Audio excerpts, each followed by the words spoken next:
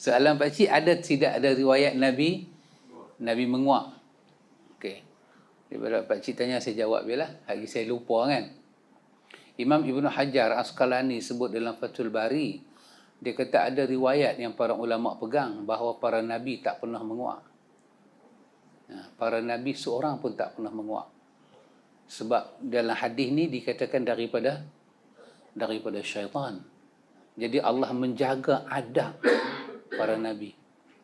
Allah tak masukkan mereka dalam kategori menguap. Dan umat tak nampak mereka menguap.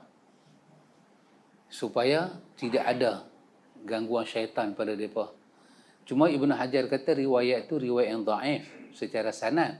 Tetapi dia mempunyai kekuatan secara makna yang sahih. Pasal hadis yang kita baca ni, hadis Bukhari ni sahih. Maka mustahil ada amalan-amalan yang cenderung kepada akhlak yang buruk kepada diri seorang Nabi. Maka tak salah kita berpegang dengan pandangan bahawa para Nabi tidak menguap. Sebab dia tak suka benda tu. Allah pelihara mereka. Yang tu kita panggil kata ismah. Ismatul minallah. Satu pemeliharaan diri Allah pada mereka. Ada satu buku nama Dalilul Falihin. Dia syarah kepada Riyadus Salihin. Dalam hadis itu dibincang, dalam syarah itu dibincang, para nabi ni terlibat tak dengan dosa? Maka tak, mereka tak terlibat dengan dosa. Itu ismah, perlindungan Allah bagi.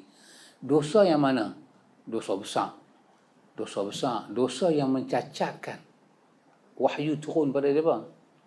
Lepas tu bahagian kedua dibincang, kalau dosa-dosa kecil ni terlibat tak? Sebab dosa kecil ni dia adalah benda yang kita kata apa pakcik? Common life.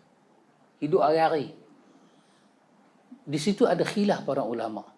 Yang dosa-dosa kecil ni, yang Allah pelihara mereka maksum daripada dosa besar.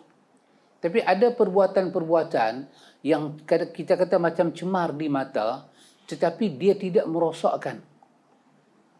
Maka itu sebahagian para ulama dalam Dalilul Falihin, dia kata sebahagian ulama kata ya, kerana itu mereka selalu beristighfar di atas ni tabiat-tabiat yang macam ni.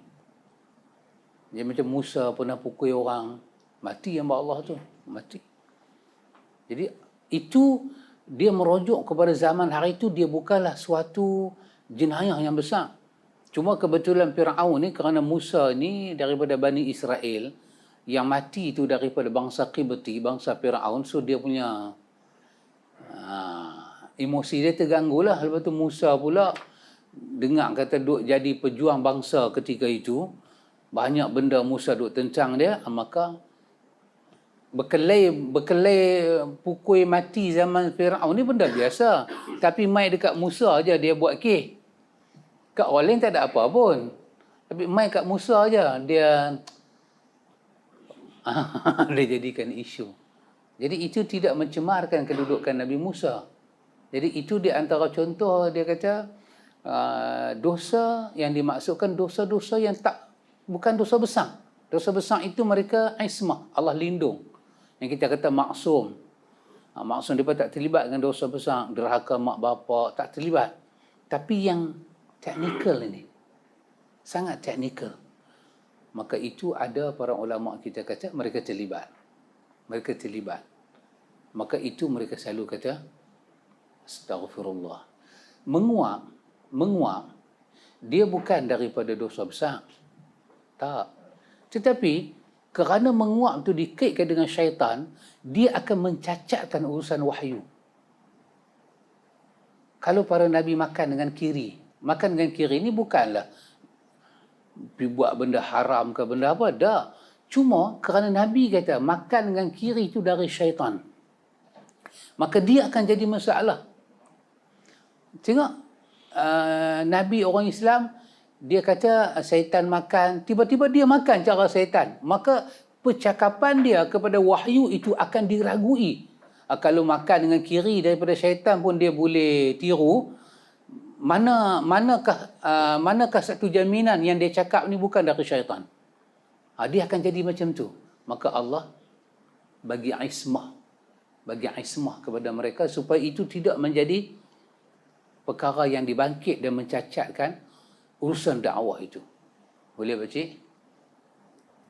Tapi kita selalu berpegang dengan perkataan para nabi itu mereka dalam keadaan maksum, dipelihara Allah daripada dosa dan akhlak-akhlak yang merosakkan dakwah mereka.